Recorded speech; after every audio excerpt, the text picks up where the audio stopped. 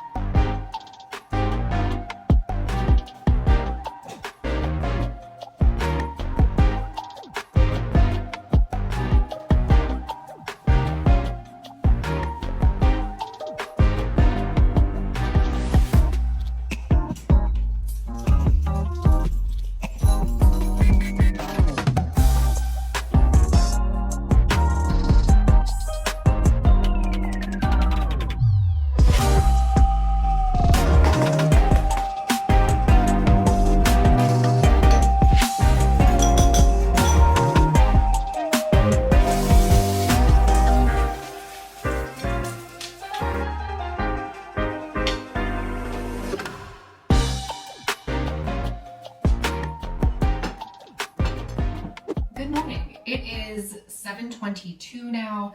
Went to the gym, as you saw, made myself breakfast. This is typically how I start most of my mornings, and I am actually going to go ahead and just check on my shop. What I like to do when checking on my shop is just seeing if I had any messages come through throughout the night, which logging in, I don't have any messages, but I do have orders from yesterday that I need to submit. I personally submit all of my orders manually, which it doesn't take me long to do, you'll see, but the reason that I do that is because I'm crazy. I don't know. I just like to be hands-on and see the orders that are coming through, making sure that everything looks okay. I sell multiple different types of products, and so sometimes I have products that are coming from 2 completely different print providers with Printify. I like to just let them know that they can expect 2 separate packages so that when the first one arrives, they aren't sending a message saying, hey, I only received 1 of my items, I'm supposed to be getting 2. And I'll show you real quick as well. Hi.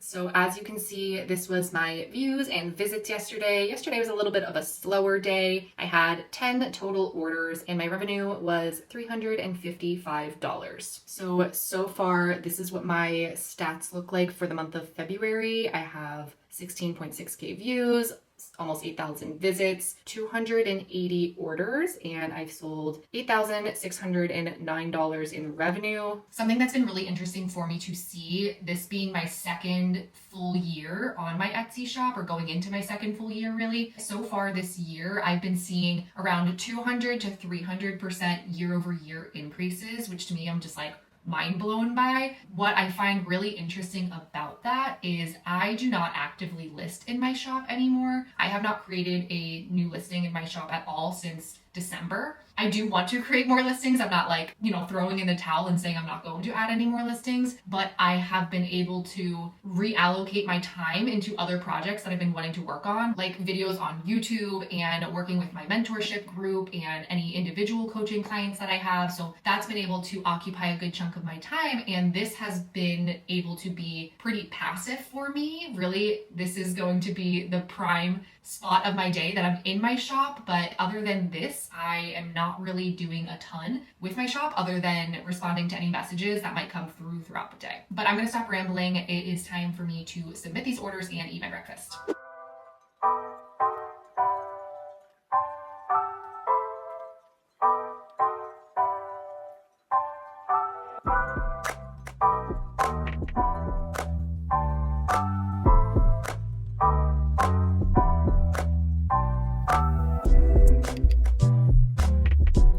All right, so all of my orders are submitted. It is 7:58 a.m., almost 8 a.m. And next on my agenda is actually unrelated to my Etsy shop and more so related to my mentorship group, which if you weren't familiar with, I have a community called the POD Connection. It is a group where you have direct access to me. I provide unlimited coaching. There's a community chat with different channels for different topics and themes. You can talk with others that are working on growing their businesses as well. I am going to go ahead and hop into Discord because I have a few messages waiting for me, so I'm going to go ahead and take care of those. Alrighty, so I have showered, I've gotten myself dolled up, and when I say dolled up, I'm literally in a sweatsuit, but I did put earrings on and do my makeup. The reason being is I'm actually doing an interview this morning for a podcast called Print on Demand Wisdom. But before I go and head up to my office for that, I actually have preheated my oven because I'm making bread currently. Here it is. These two little guys right here are a product of this. This is Becky. I call it Becky. It is my sourdough starter, and what I'm doing with them I'm actually really excited about because these are going to act as bread bowls. So if you've ever been to Panera and had Panera mac and cheese in a bread bowl, that is the plan for dinner tonight. So I got all of the ingredients from a Pinterest recipe of how to make like a dupe of Panera mac and cheese. So I have all of that. I'm making the bread bowls so that they will be ready for tonight, and then I'm gonna go do my interview.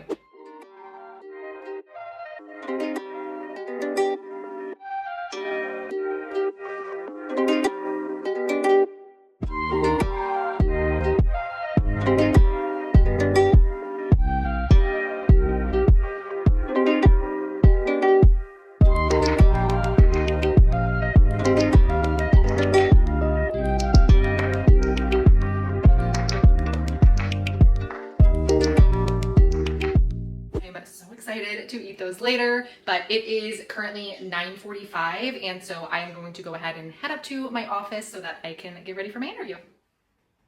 Thought that it was honestly the first thing, money making skill, tactic, scheme maybe, that actually seemed feasible. Finished up the interview. I actually went and had myself a little bit of lunch. We honestly talked about so many different things throughout the interview at just a deeper level that sometimes videos that are on my channel, if I went to such a deep level with, they would be an hour long. So with that interview, it was nice where we were able to kind of dive deeper on some specific topics, like talking about Etsy ads and kind of my belief system and how I utilize Etsy ads, when I turn Etsy ads off, as well as we also talked about seasonal versus evergreen and kind of what the strategy would look like if I were to start a shop from the beginning, because I would do things differently. So we talked about that in the interview and it was fun. I enjoyed it. It was a good time. Like I said, I ate lunch and I actually posted on my Instagram story about how I was recording this video today, and I put a little question box. There's actually a good bit of questions submitted, and some of them are kind of like duplicates of one another, but I'm going to just try to rapid fire off some of these. One of the first questions is, do you order samples to make sure that the quality is good? I have ordered samples. I do not order samples of every single product that I have because I think that would just be wasteful, but I think it is a really good best practice just to order at least one sample of a product type, just so you can get an idea of what that product type looks like, what the print on that specific product type looks like. However, I don't think that you need to order a sample of every single product. Another question was, what are some keys to success that you've never seen shared before? My answer to this question, it's not something that's quote unquote never been shared before. However, it's something that I think gets significantly overlooked, and that is your mindset. I have worked with so many different individuals and I get emails every single day asking me questions about print on demand. And this is gonna sound weird, but the types of questions that I receive, I can tell by the questions that somebody is asking whether or not they will be successful with print on demand. The reason that is because the types of questions that somebody is asking tells me where their mind is at. I see the question asked all the time, well, how many listings do I need to have before I will see sales? That question is much more external in the regard that they're only looking at, well, why isn't this working for me? How many listings do I need? Why isn't Etsy showing my listings? Really, those who are successful with print on demand are asking different questions. They're not asking how many listings do I need? They're asking how can I make this listing better? They're looking at how they can focus on the things that they can control and make that in turn affect what is around them.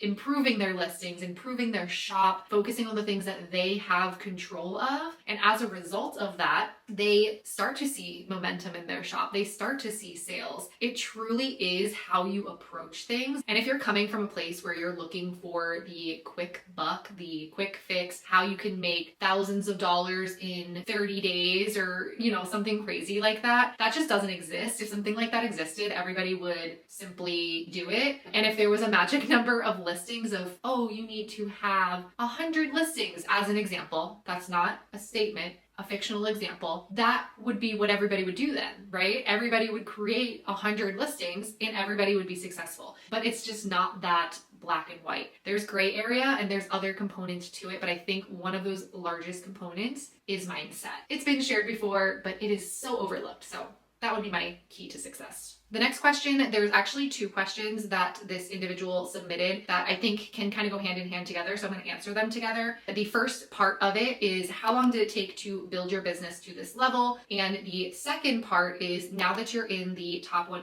how much time and how many designs do you create per day? I started my Etsy shop in October of last year. When I say last year, it's 2024. Last year as in 2022. I am currently in my second year of selling on Etsy. I finished my full year. And it was around May, which October to May is 7 months. So it took about 7 months until oh my gosh, did you hear that? Wow. Love that. That was perfect for the video. But it took about 7 months until my print on demand business was in a place where it was making me about the same amount of money that my full-time job was making.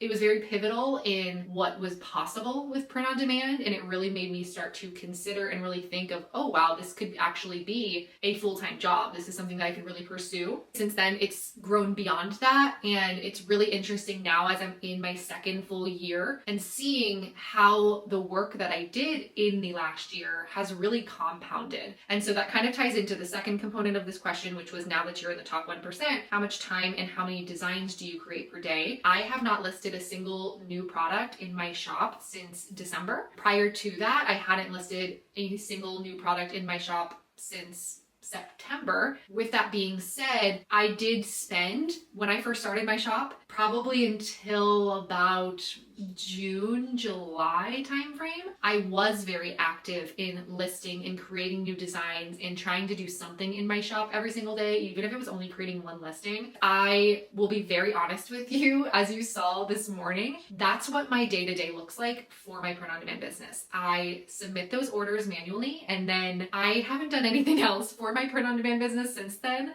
I did my interview with Philip, and then I made bread. And so that's really income that I'm making pretty passively right now. I'm not having to do really any hard work. I don't consider that hard to sit at my computer and just click my mouse around, really. That's what's interesting about passive income though, because I consider this to be passive. However, the things that are selling now and that are earning me this income are from listings that I initially spent hours and hours working on, and countless amounts of early mornings and late nights working on my shop and building this archive of listings in my shop that now are continuously bringing me in income. So I did the work up front that's often where people quit, because you do a lot of the work up front and then you don't see this reward until significantly later. And so hopefully that just inspires you that the stuff that you're doing in the beginning, a lot of the listing and creating things, it's not for nothing. You know, it's something that really can have a long-term effect later on. There are 2 more questions. The first is, do you dabble in other platforms besides Etsy? Amazon?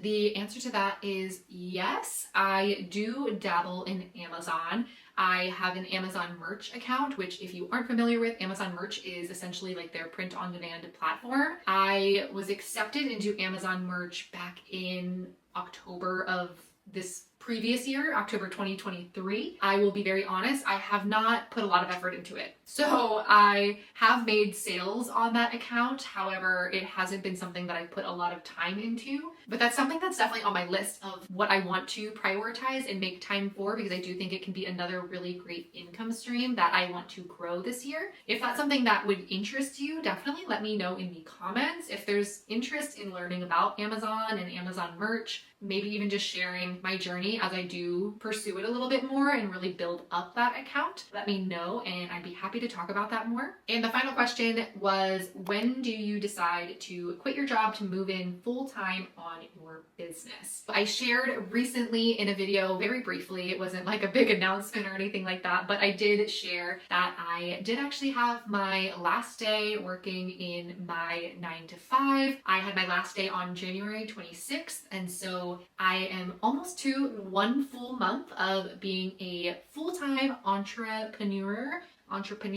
It has been such a blessing and I'm so grateful to be in these shoes. February last year is where I made the decision to file for an LLC, which an LLC stands for a limited liability company, and really that just kind of gives your business some protection. There's also some different benefits for having an LLC for more so tax purposes. This time last year, I felt that my print-on-demand business was growing at a rate that I felt it would be good for me to go ahead and do that. So I filed my LLC. At that point, I also decided to get a business checking account and a business savings, as well as a business credit card. If you are considering starting a print-on-demand business, or if you are starting to make sales, even if it's like 1 sale a day or 1 sale a week, it's still a good time to open up a separate account for all of those transactions and all of those deposits of income that you get. Now, all of this is not tax advice or business advice or advice really. This is just me sharing my personal experience and what I've learned from working with professionals in those types of industries.